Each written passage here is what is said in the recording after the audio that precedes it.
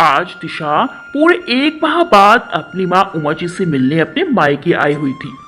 माँ के कमरे में बैठी वह अपनी माँ से बातें करते करते धुले हुए कपड़ों की तह बनाने में उनका हाथ बटा रही थी।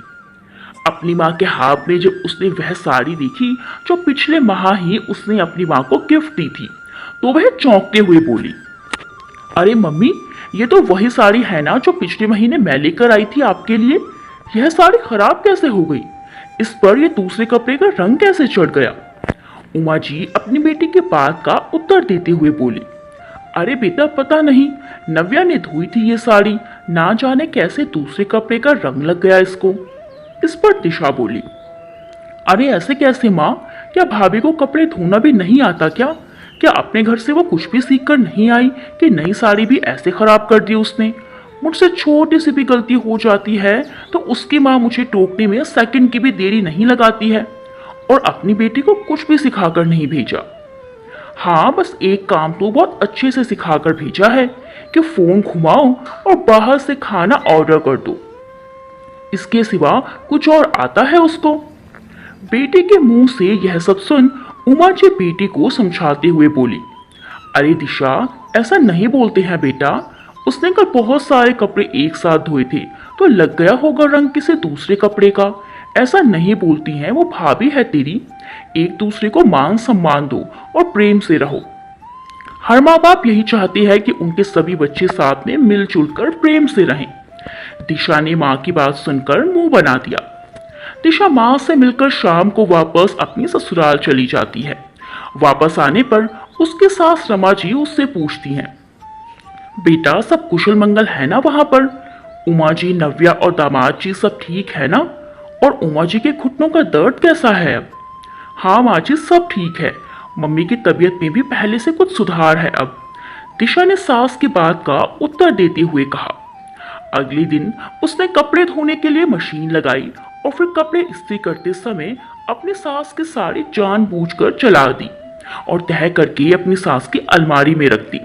2 दिन बाद जब रमा जी ने वही साड़ी पहनने के लिए निकाली तो देखा साड़ी तो जली हुई है। तो वह पूछने के लिए साड़ी दिशा के पास लेकर गई और साड़ी दिखाते हुए बोली, बेटा दिशा, परसों तुमने ये साड़ी प्रेस की थी ना, ये जल कैसे गई? तो दिशा आंखें दिखाती हुई बोली, माँ जी, ये ठीक उसी तरह जली है जिस तरह आपकी बेटी ने मेरी मम्मी की नई साड़ी पर दूसरे कपड़ों का रंग लगाकर खराब कर दी है। वो तो माँ जी मेरी शराफत समझिए कि मैंने तो फिर भी आपकी पुरानी साड़ी जलाई है, तो इसीलिए आप अपनी बेटी को खबरदार कर दीजिएगा कि आगे से जो करे सोच समझ कर करे।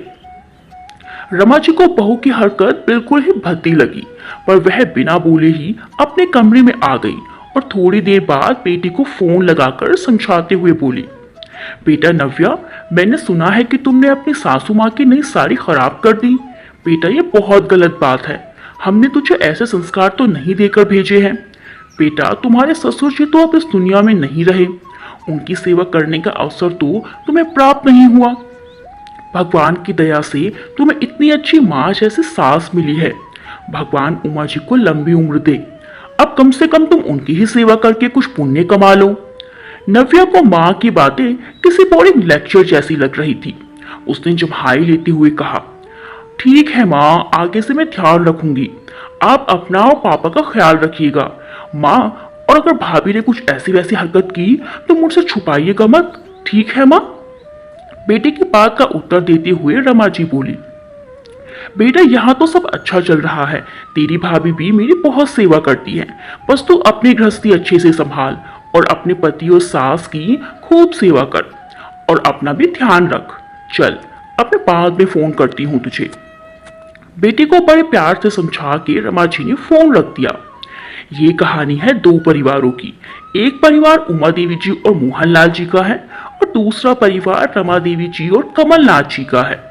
उमा जी और मोहन जी के 2 संतानें हैं, बड़ा बेटा नितिन और छोटी बेटी दिशा। वही रमा जी और कमलनाथ जी की भी 2 संतानें हैं, एक बेटा ध्रुव और बेटी नव्या। नितिन की पत्नी नव्या और ध्रुव की पत्नी दिशा है। इन चारों लोगों की शादी को अभी मात्र 6 महीने ही हुए हैं। तो बात है 6 माह पहले की, जब दिशा के मौसा जी ने दिशा की ग्रेजुएशन होने के बाद उसके रिश्ते के लिए ध्रुव का नाम सुझाया था। ध्रुव अच्छी कदकाठी वाला एक सीधा साधा समझदार लड़का है और उसका अपना फर्नीचर का शोरूम है। उसके पिता कमलनाथ जी एक सरकारी कर्मचारी थे, परंतु ध्रुव को जॉब से ज्यादा बिजनेस में रुचि थी।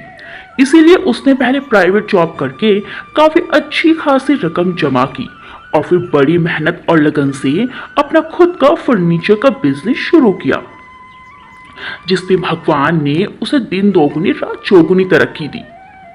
ध्रुव और उसके घर का वातावरण दिशा के माता पिता को बहुत पसंद आया और साथ ही साथ पसंद आई ध्रुव की छोटी बहन नव्या भी। वह एक नटखट स्वभाव वाली लड़की थी। उसकी ग्रेजुएशन पूरी होने के बाद वह अब इंग्लिश स्पीकिंग की कोचिंग ले रही थी। तो उमा जी और मोहन जी ने सोचा कि क्यों ना एक तीर से दो निशाने भेज दिए जाएं। उधर रमा जी और कमलनाथ जी को भी अपने बेटे ध्रुव के लिए दिशा जैसी पढ़ी लिखी और सर्वगुण संपन्न लड़की एकदम सुयोग्य लगी। दिशा एक सुंदर नाक परंतु तेज दिमाग वाली बुद्धिमान लड़की थी, जो अपनी ग्रेजुएशन पूरी होने के बाद अपनी माँ से घर गृहस्थी का सारा काम सीखकर अब हर काम में जैसे खाना पकाना सिलाई कढ़ाई में माहिर हो चुकी थी।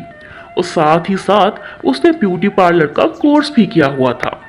साथ ही रमा जी और कमल जी ने नव्या के रिश्ते के लिए भी हाँ कर दी, यह सोचकर कि नितिन जैसा अच्छा लड़का कहाँ मिलेगा, क्योंकि नितिन भी काफी समझदार और विनम्र स्वभाव का था और साथ में एक सरकारी कार्यालय में कार्यरत था। और फिर सबने सोचा कि दो दो रिश्तेदारी होंगी तो दोनों परिवारों का रिश्ता आपस में और अधिक अटूट हो जाएगा। इसीलिए ध्रुव का रिश्ता दिशा और नितिन का रिश्ता नव्या से कर दिया गया और इस तरह चारों का विवाह एक ही मंडप में बड़ी ही धूमधाम और विधि विधान के साथ संपन्न हुआ। दुर्भाग्यवश शादी के 2 माह बाद ही मोहनलाल जी अचानक दिल का दौरा पड़ने के कारण भगवान को प्यारे हो गए। उनकी इस तरह अचानक मौत से दोनों परिवारों में जैसे मातम छा गया और पति की मौत से सबसे ज्यादा दुखी उमा जी थी। उनकी तो जैसे दुनिया ही उजड़ गई थी, परंतु नितिन, नव्या, दिशा, ध्रुव और उमा जी ने सबने मिलकर उन्हें संभाला और वापस से जीवन की राह दिखाई। अब वापस दोनों परिवारों का जीवन सामान्य हो चुका था, परंतु एक बात थी जो उमा जी और रमा जी को खटक रही थी। वो ये कि धीरे धीरे दिशा का व्यवहार रमा जी के साथ और नव्या का व्यवहार उमा जी के साथ कुछ बदल सा गया था। बल्कि अब तो कहीं ना कहीं ध्रुव और नितिन को भी ये बात खटकने लगी थी। शादी के बाद नव्या और दिशा दोनों का व्यवहार अपने अपने सास के साथ ठीक ही था, परंतु नव्या बहुत ही फूडी थी।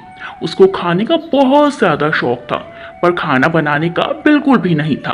किचन के काम से तो वो ऐसे दूर भागती थी जैसे किसी ने उसे पहाड़ ढूंढने को बोल दिया हो। इसी कारण वे खाना ना बनाकर जब मौका मिलता बाहर से ऑर्डर कर देती। कई बार वह उमा जी से खाना बनाने के लिए नौकरानी रखने के लिए बोलती।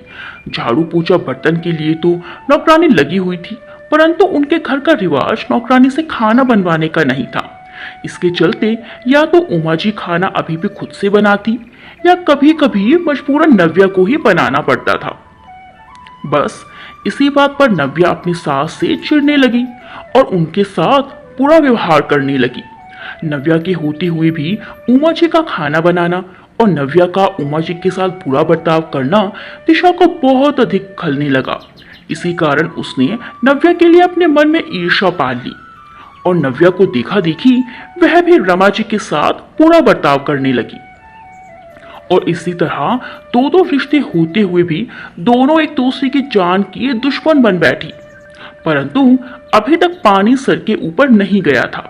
इसीलिए सब लोग दिशा और नव्या को प्यार से ही समझा रहे थे।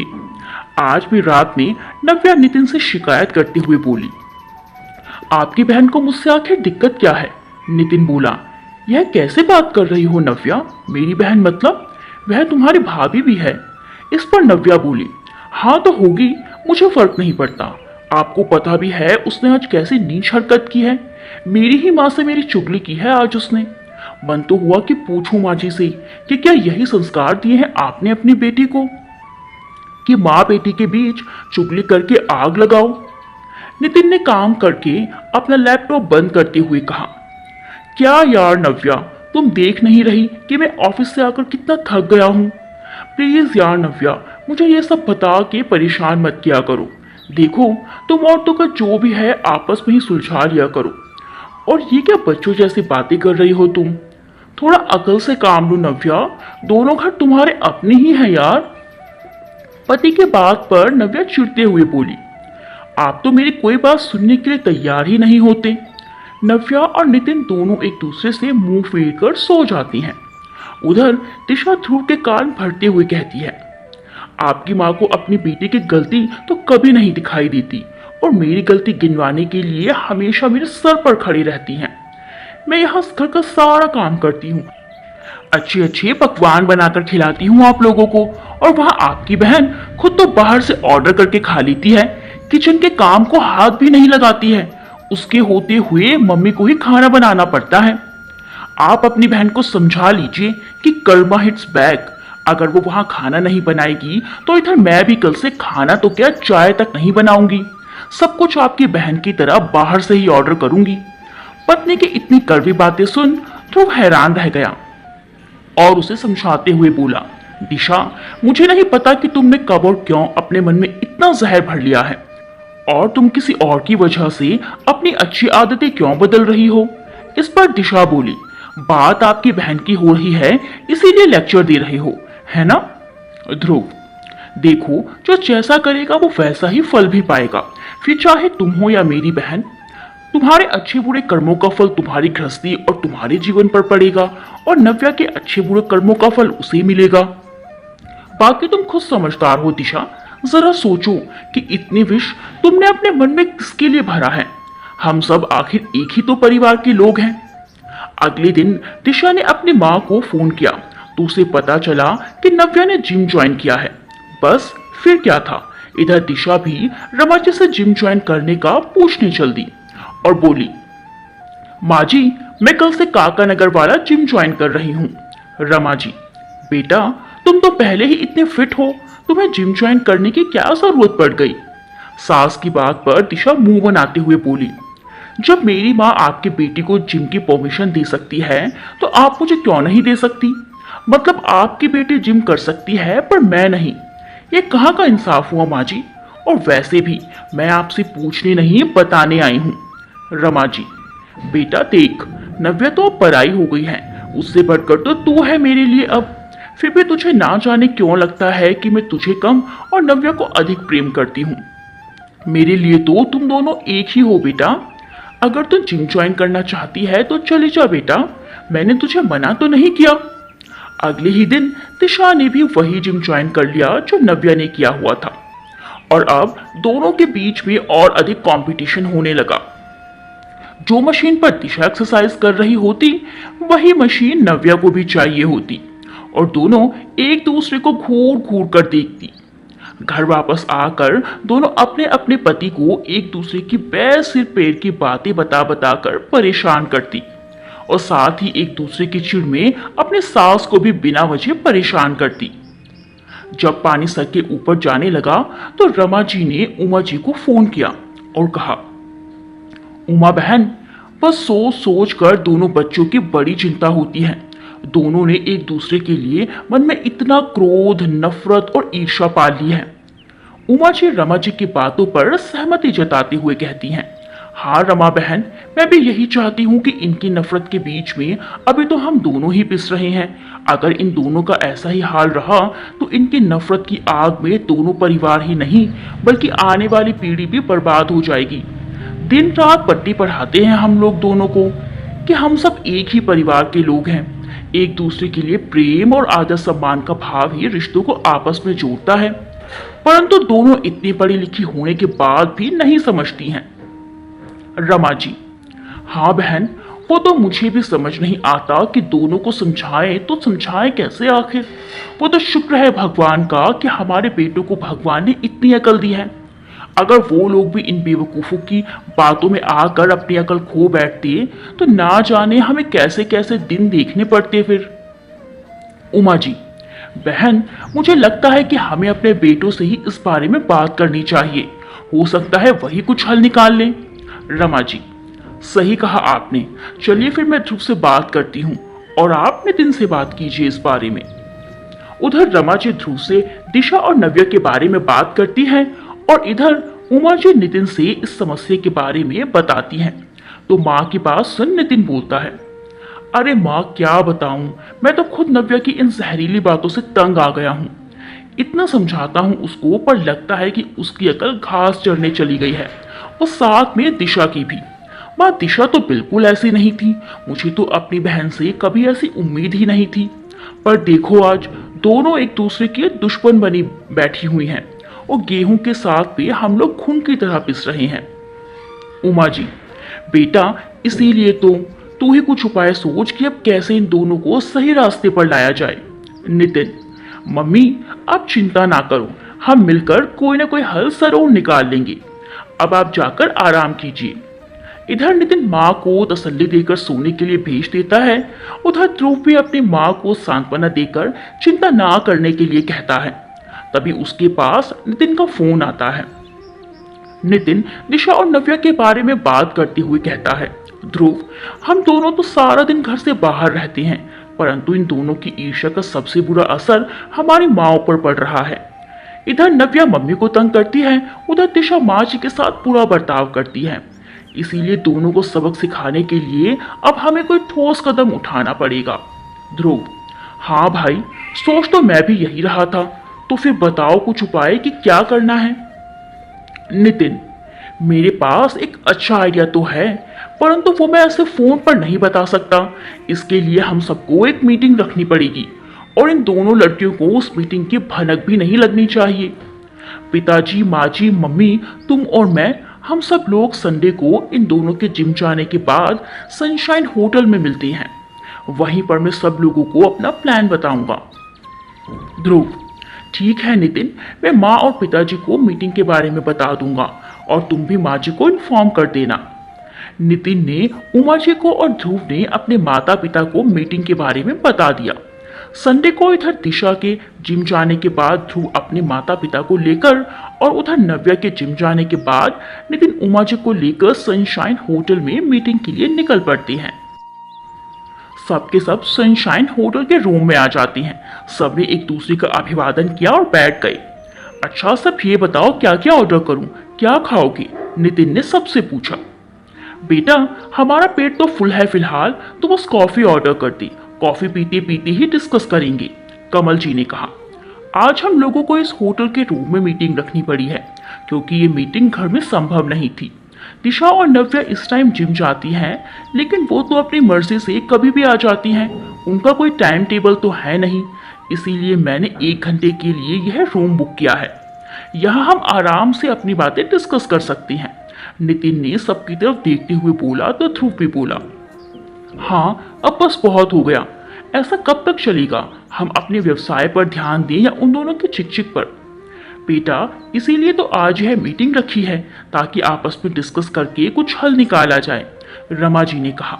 तो कमल जी भी बोले, ये आज की युवा पीढ़ी को हो क्या गया है आखिर, अपने ही मन की करती है, बड़ों का कहा मानना तो दूर, ऐसा लगता है जैसे इनकी आंखों में मिर्च डाल दी हो, कुछ भी समझाओ तो समझ नहीं आती।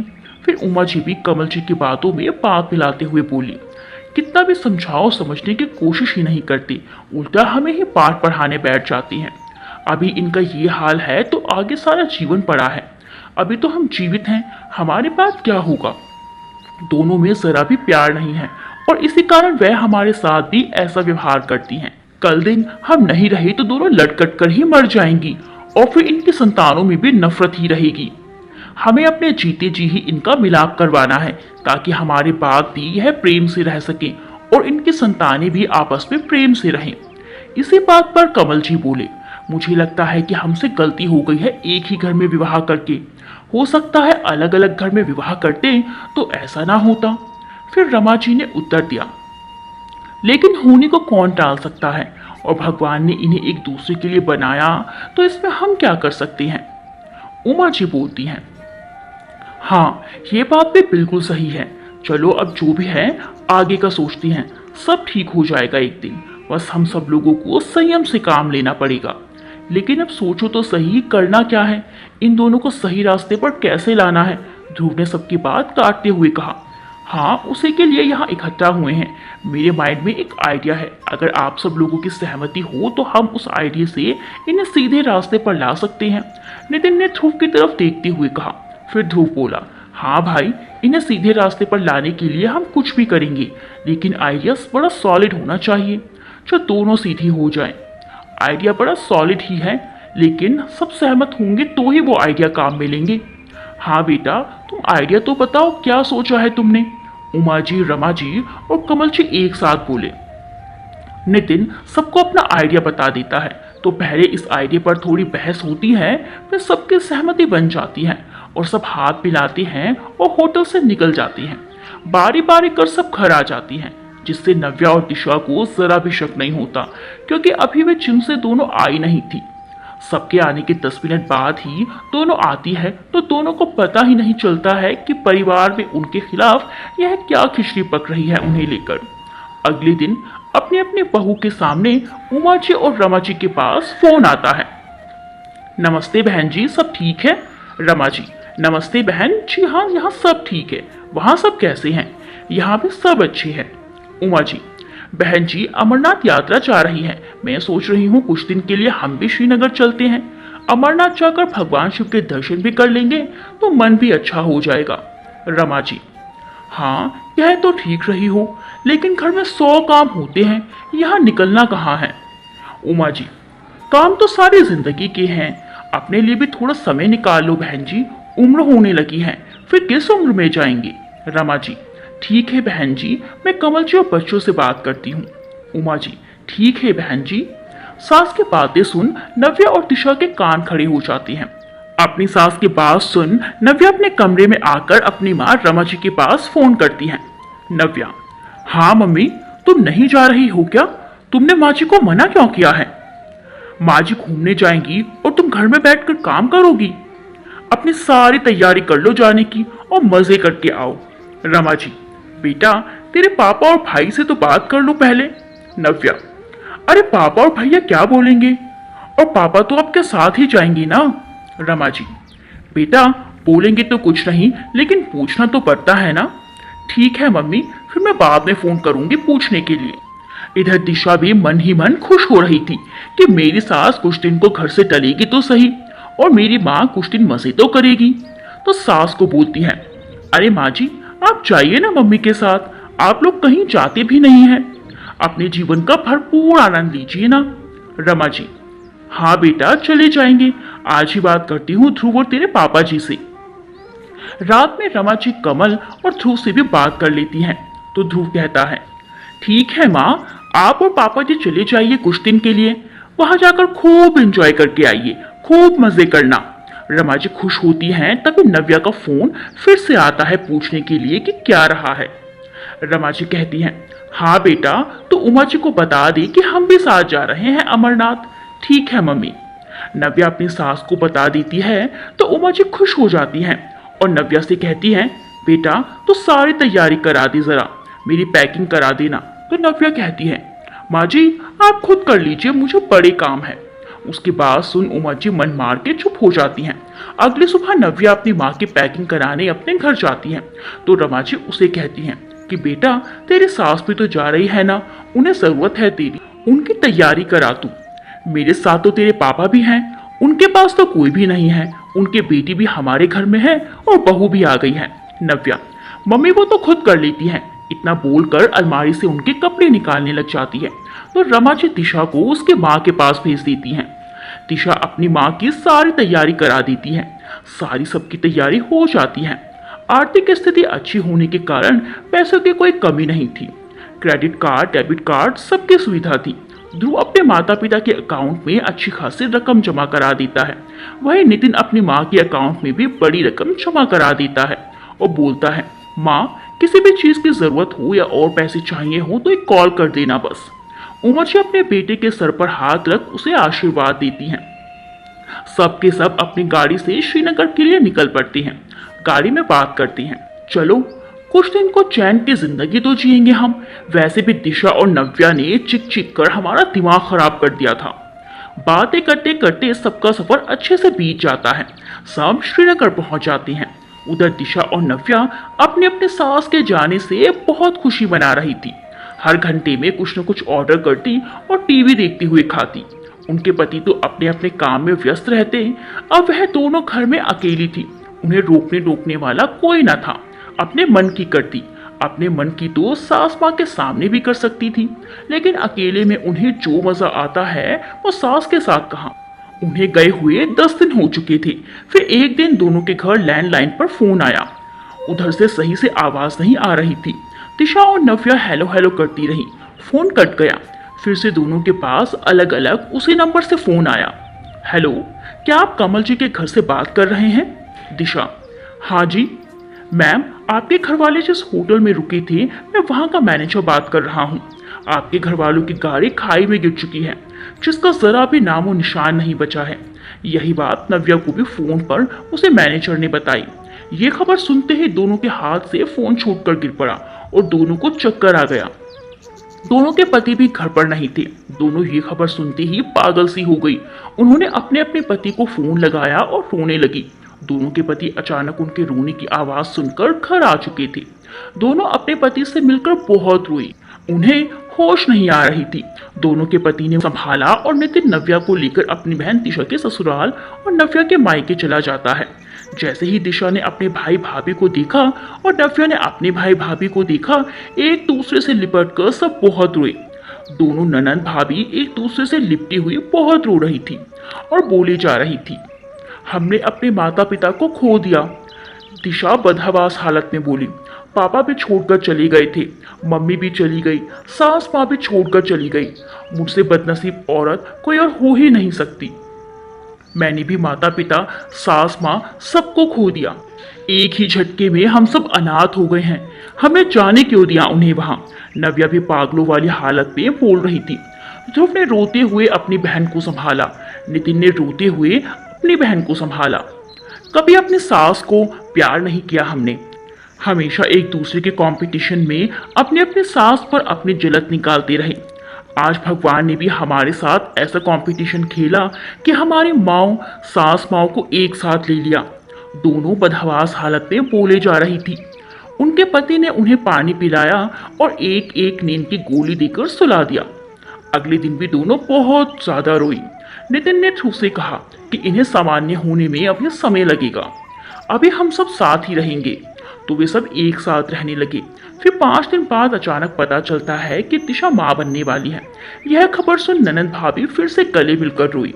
फिर उसके 3 दिन बाद पता चला नव्या भी दिशा को अपने प्रेग्नेंट होने की बात बताती है। तो अभी दोनों बहुत रोई। अगले दिन जब दोनों कुछ सामान्य हुई तो घर के काम में लग गई। दिशा अपने सास की अलमारी में घुसी तो उनके वही जली हुई साड़ी उसके ऊपर गिर पड़ी, जिसे उसने नव्या को सबक सिखाने के लिए जलाई थी। उस साड़ी को देख देख कर अपने सीने से लगाकर बहुत रोने लगी। उधर नव्या किचन में थी। उसके मम्मी का लाया हुआ एक बड़ा सा कॉफी मग, जिसे देखकर नव्या बड़ी खुश हुई थी और अपनी मम्मी को चूम रही थी।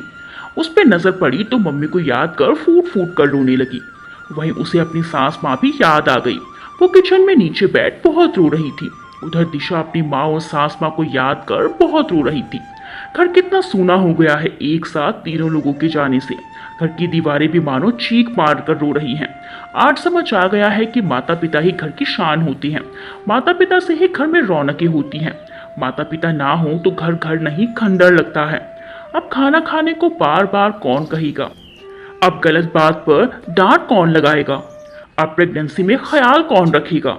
बस यह सब बातें दोनों के कानों में गूंज रही थी। फिर नितिन और ध्रुव आए तो उन्होंने उन्हें सांत्वना दी। अगले दिन उनके मेडिकल चेकअप थे। दोनों क्लिनिक पर गई। वहां एक सास अपनी बहू के चेकअप के लिए आई हुई थी। उन दोनों सास बहू का प्यार देख दिशा और नव्या भावुक हो उठी और उनकी आंखों से आंसू बहने लगे। किसी तरह एक दूसरे को संभाला और चेकअप के बाद घर आ गई। दोनों एक दूसरे का ख्याल रख रही थी। इतना प्यार हो चुका था दोनों में कि नितिन और ध्रुव उन्हें देखकर हैरान थे। उन्होंने एक दूसरे का ख्याल रखा ताकि माता पिता की आत्मा को शांति मिले। वे अपने पोता पोती नाती नाती नहीं देख पाए तो हमें अपना और एक दूसरे का अच्छे से ख्याल रखना है ताकि हमारे बच्चे स्वस्थ पैदा हों। इसी उम्मीद के साथ वे दोनों एक माँ और एक सास की तरह एक दूसरे का ख्याल रख रही थी। दोपहर के 3 बजे थे। दोनों बरामदे में बैठी हुई एक दूसरे के सर में तेल लगा रही थी। तभी डोर बेल बजती है। नव्या खड़ी होकर गेट खोलने गई। उसने जैसे ही गेट खोला तो उसके पैरों तले जमीन खिसक गई। बिजलियां ऐसे टूट रही थी मानो कोई बड़ा तूफान आने वाला हो। उसके सामने उसके माता पिता और सास खड़े थे। उसे अपनी आंखों पर विश्वास नहीं हुआ। वह जोरों से चिल्लाई, भाभी। उसकी तेज आवाज सुनकर दिशा डरती हुई आई। उसने भी सामने देखा तो हक्की बक्की रह गई। दोनों कुछ बोल पाती उससे पहले उन तीनों ने उन्हें सीने से लगा लिया। दिशा और नव्या फूट फूट कर रोई। तीनों उन दोनों को अंदर लाए और उन्होंने चुप किया। अपने माता पिता को जीवित पाकर वह खुशी और दुखी दोनों के आंसू बहा रही थी। उन दोनों के मन में हजार सवाल खड़े हो चुके थे। उन्होंने पूछना चाहा किंतु तीनों ने यह कहकर बात डाल दी कि बेटा बस इसके बारे में हमसे कुछ भी मत पूछना। बस भगवान का शुक्र अदा करो, आज हम फिर से तुम्हारे सामने खड़े हैं। फिर से दोनों उनके सीने से लग गई। नितिन और ध्रुव भी अपने माता पिता को जीवित देख खुशी से झूम उठे और पूरे 5 दिन बाद नितिन और नव्या अपनी माँ को लेकर अपने घर चला गया। जीवन की गाड़ी फिर से पटरी पर आने लगी। फिर एक दिन सनशाइन होटल के उसी रूम में कमल जी, रमा जी, उमा जी, नितिन और ध्रुव ने दिशा और नव्या के मिलाप की खुशी सेलिब्रेट की। लेकिन दोनों माएँ कुछ परेशान होकर बोली कि हमारे बच्चों ने पूरे 1 महीना हमारी जुदाई का गम झेला है, उधर हम भी इसी गम में रहे। अगर इस हालत में उन्हें कुछ हो जाता तो हम कभी खुद को माफ नहीं कर पाते। तो इस बात पर नितिन, ध्रुव और कमल जी उन्हें समझाते हुए कहते हैं कि उन्हें कैसे कुछ हो सकता था। हमने एक अच्छी पहल के लिए कदम उठाया, उनका मिलाप कराया। जो कल एक दूसरे को नजर भर देखती भी नहीं थी, आज एक दूसरे की नजरों से ओझल होते हुए भी डरती हैं। तो इस अच्छे कर्म के लिए भगवान भी तो इसमें हमारा साथ देता। और तुम देखना माँ, हमारे बच्चे भी एकदम स्वस्थ पैदा होंगे। इस बात पर सब एक दूसरे की ओर मुस्कुराने लगते हैं और घर वापस आ जाते हैं। 8 महीने बाद 10-10 दिन के गैप से दिशा बेटे और नव्या बेटी को जन्म देती है। बच्चे एकदम स्वस्थ थे। घर में चारों ओर खुशी ही खुशी थी। 2-2 बच्चे आने की खुशी में घर में पूजा रखवाई गई। फिर बड़े पैमाने पर पार्टी रखवाई जिसमें सब रिश्तेदार, सगे संबंधी, दोस्त सबको बुलाया गया। नव्या और दिशा दोनों साथ साथ थी। दोनों सेम ड्रेस पहनी थी और बच्चों को भी सेम कलर की ड्रेस पहना रखी थी। अब सब काम एक दूसरे को बताकर अपनी अपनी सास माँ की देख रेख में करती थी। सास बहू, सास दामाद, ससुर बहू, ससुर दामाद, माता पिता, बेटा बेटी, एक ही परिवार में इतने रिश्ते जुड़े हुए थे। सब में इतना अधिक प्रेम देखकर पार्टी में आए सभी लोग बस यही बोले जा रहे थे कि परिवार हो तो ऐसा, जिसे सुन पूरा परिवार खुशी से फूले नहीं समा रहा था। दोस्तों, कहानी के बारे में अपने विचार कमेंट्स में बताएं और वीडियो को लाइक करना बिल्कुल ना भूलें। मिलते हैं अगली वीडियो में एक अच्छी सी मजेदार कहानी के साथ। तब तक के लिए बाय बाय।